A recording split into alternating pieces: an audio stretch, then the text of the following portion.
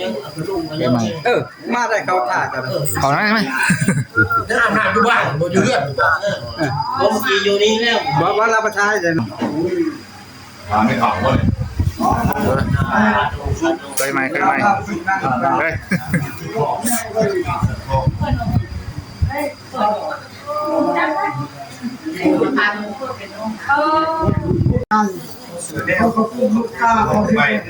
จะบอกเลยก็เรียกนะมันขอเป็นลูกเป็นเต้ามาขับมาปูนอยู่แล้วมีอะไรทั้งนี้บอกว่าเบิ่งซอยกันแนวตัวจบตัวงามนะแนวตัวจบตัวงามไก่เขายิงขึ้นไปบอกของเขามาใครที่ทางฟ้องหายบอกมาเอาตัวไหนเนี่ยยืนเนาะมีแห้งแบบบ้านนี้ได้บอกยก ข้างนก มีบอกแบบไหนเห็นไหม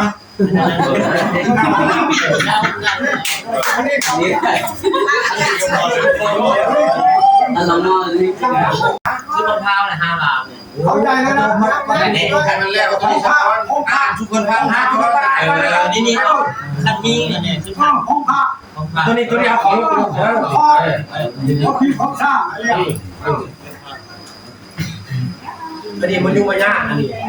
เนี่ยไม่อยากจะบอกเลยถ้าต้องถึงที่ตอนที่แม่ก็รอมาก เอาแล้ว ไม่ต้องตัวนี้มันยุ่งง่ายแหละเพื่อนบอก แล้วเมื่อ เดี๋ยวอาจารย์เริ่มกันนี่ ครับเพราะทั้งนั้นเลยครับ แล้วอ่านเราตู้ว่าเราตู้ จะตู้สิเอาตู้เลยใส่ตู้ไปตู้มาเปิด ฟังเนี่ยได้ดีได้ยินดีแล้ว 30 ล้านคำ1 บาทจอหมู1 โตหมู2 โตไก่3 โตไข่4 หน่วยข้าวสาร50 กิโลเหล้า10 ลิตรขึ้นความเท่าเงินเนี่ย5 ล้านกีบหมู1 โตค่าดองยังข้าง35 ล้าน35 ล้านกีบราคา1 บาทหมู1 โตหมู1 โตไก่3 โตไข่4 หน่วยข้าวสาร50 กิโลเหล้า10 ลิตร เย้ก็นั่นคือ ว้าว แต่รอ ฮะ อัพรอ อัพแล้วอัพแล้วเจ้าเส้นไหนเจ้าเส้นไหนเส้นแล้ว บ้านคอยเส้นเป็นยูนไปไหนก็ เปิดเป็นนั่นเนาะใช้แหล่งทางนั้น จะเบา มาพี่ละ ประชาชนนี่มันมีทาง เพื่อการที่ยืนกลางรถจะเบานะ จะเบามาหน่อยเท้ามา ทำได้เลย สาวผมมาสาวนี่ เป็นเขาเป็นแท้ๆอยู่เนาะหนาใช้ปอกๆเขา เอาไป อ๋อไม่เขา เอาไปลง เอาทาเดียวไล่ไปทาแน่เขาเป็นนอนสาวนี่แทนกันนั้นกันช้าเมื่อนั้นเป็นอันนี้เราการจะตั้งในเหตุผลมันคือไม่ได้ถามพื้นเลยว่าพวกเจ้า2 คนมาหักกันแท้บ่ตรงใจเอาแต่บ่มีผู้เดียวนี่พ่อตอบเลยแม่นี่แหละเท่าแก่เพิ่นไปพังนำกันแล้วจนว่าการจะตั้งเป็นผู้เฮ็ดรุ่มผู้รวยให้เนาะก็ชับนะเนาะ เขาไม่รู้มีผัวเขาอยู่เงียบเอาเขาใช่ปะจะไหน ทางไปซ้ายมีแต่ผู้เดียวนี่บ่ทางไปยิงก็มีแต่ผู้เดียวนี่บ่จะนอนพานั้นได้เนาะมาเจ้าดูกันในเมื่อนั้นเนาะถ้าว่าอย่างนี้มันตั้งกันชันแล้วอาจจะตั้งในเหตุบ่มันถึกเพราะว่าถามชื่อสิงถามเสียงก่อนแล้ว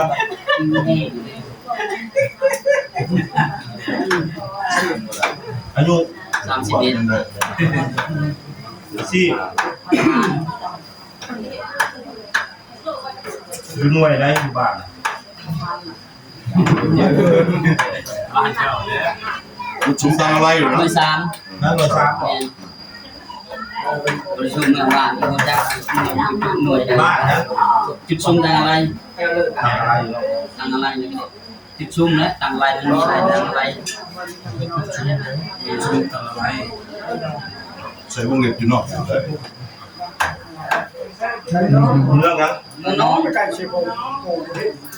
ทางไปบ้านก็ตามเสีย เยอะเลย บ้านก็ตามเสียในห้อง เพราะน่ะถามชื่อพอ เสียอะไร ชื่อก็ แม่เนี่ย หวาน หวาน เนี่ย 4,000เมตรกับจังหวัด อันนี้เขาจะปีแหละถามหมดแล้วถามอะไรมาดูแค่นะ เด็ก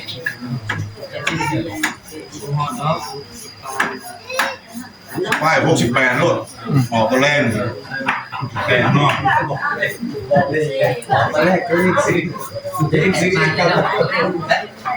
ที่เป็นยังไงเรื่องก่อนตัวรุ่นเนาะ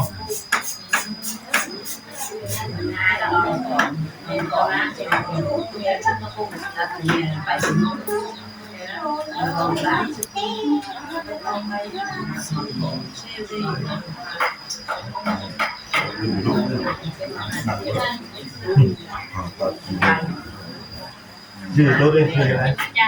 ทิศผาจันทร์คนเนี่ยคนเนี่ยอายุอาชีพเลยนะเนาะ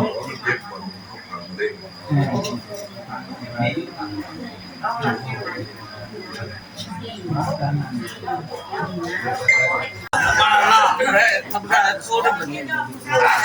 าติปไตยประชาชนลาว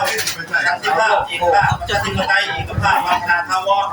แขวงสวรรณเขตเมืองเพชรบูรณ์บ้านพลม่วงในวันที่29 เดือน5 2016บทบันทึกสู่หมอเป่าสาวเจ้าอำนาจการปกครองสงแก่น้ำโขงป้อมจุกโกตุกตาสองกำสองพายจะเห็นบทบันทึกการสู่ขอให้เข้าคำสิงอายุ31 ปีอาชีพพนักงานหน่วย3ตั้งเพื่อนอยู่บ้านจุดชุมตั้งอะไรเมืองน้องวิไลแขวงสวรรณเขตน้องวิไลเหรอวะน้องซื่อๆ มีหลายสิบตัวน้องมีหลายคนแล้ว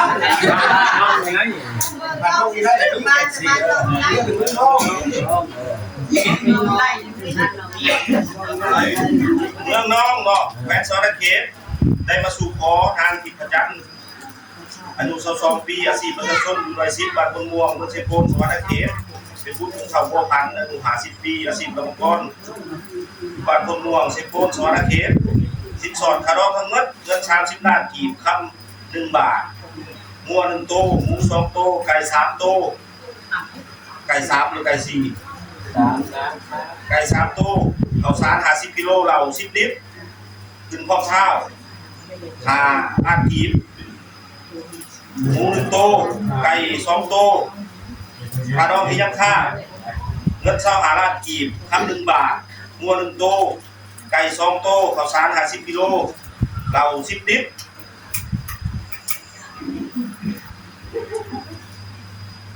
ทางครอบครัวทั้ง2 กรรม 2 ฝ่ายได้ตกลงกันทุกทีเนาะเอาโซเลกันนั่นแหละถามเหตุผลให้เขามันเขายืนถ้าว่าทรายนี่ยิงโดยที่ว่าบ่มีเหตุผลแม่นถ้ายิงได้เรียกร้องคือค่าดอกที่ยังค่าเงิน25 ล้านกีบคำ1 บาทพร้อมประไมเพิ่มอีก5 ล้านกีบเนาะถ้าว่ายิงนี้ทรายโดยที่ว่าบ่มีเหตุผลหาทรายได้เรียกร้องคืนเงินที่ว่าคือพร้อมข้าว5 ล้านกีบพร้อมประไมเพิ่มอีกงัว1 โตเนาะว่าซั่นซะตามระเบียบว่าของแม่นตามระเบียบบ้านของพวกเขาแม่นได้ประไมทั้ง2 ฝ่ายนี่แม่น3 ล้านกีบเนาะการไม้ในมือแต่งแม่นในระหว่างเดือน6 ปี 2027บทบันทึกการสู่ขอฉบับนี้มีผลศักดิ์สิทธิ์นับแต่มือลงลายเซ็นเป็นต้นไปจนกว่าจะมีการเปลี่ยนแปลงเนาะต้องบอกครับ พวกเจ้าลงกันกันเนาะ ไม่ได้ กันกัน นี่เพิ่ม พ่อ นี่เพิ่มนี่นึงตัวนึงเคยเรื่องการให้ดีในระยะที่เราช่างพูดถึงมันแล้วระยะช่วงระยะ เห็นหมด เคยสู้ยังฮีเคยสู้เนาะเคยสู้อยู่ซ้ำแค่ว่าจะไปอยู่ใส่ก็ไปได้ก็เพราะแม้ว่าบ่ให้ไปห้ามว่าโอ้ยไปอยู่สวรรค์ก็บ่ได้อยู่เวียงจันทร์ก็บ่ได้อยู่ได้ก็บ่ได้ก็ได้ไปอยู่ใส่ก็ได้ระยะช่วงที่ว่า